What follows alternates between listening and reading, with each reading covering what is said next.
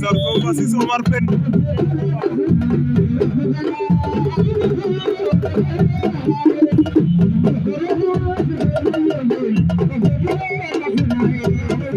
Jamé Ndak top 5.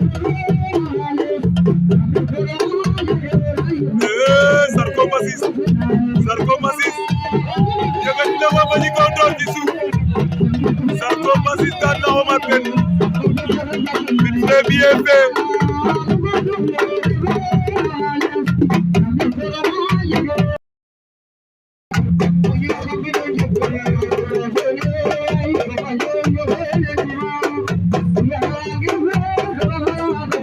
Aca diggante Jamé Ndak top 5.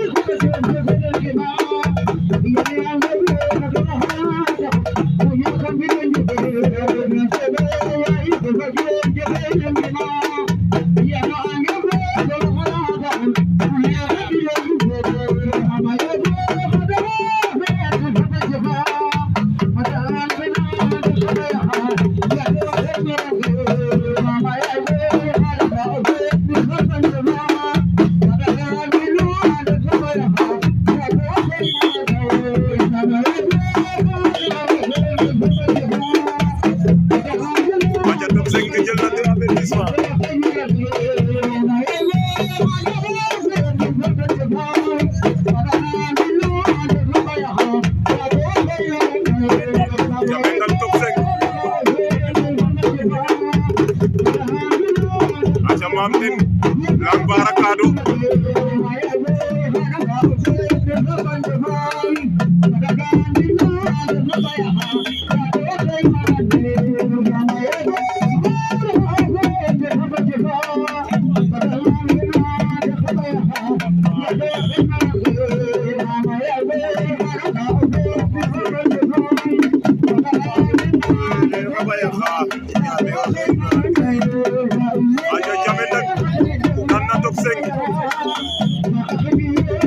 Jamé Ndak daan na top 5 vite fait bien fait oni ngelem ne Kajaay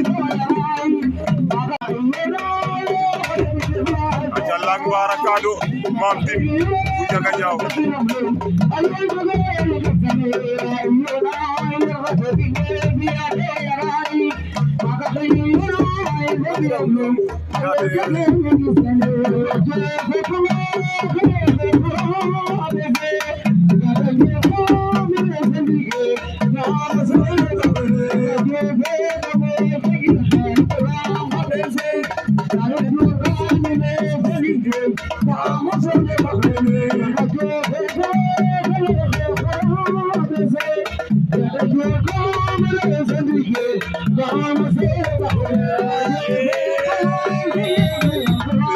Mamtin daan na ko Mamtin daan na Lang Barakado vite fait bien fait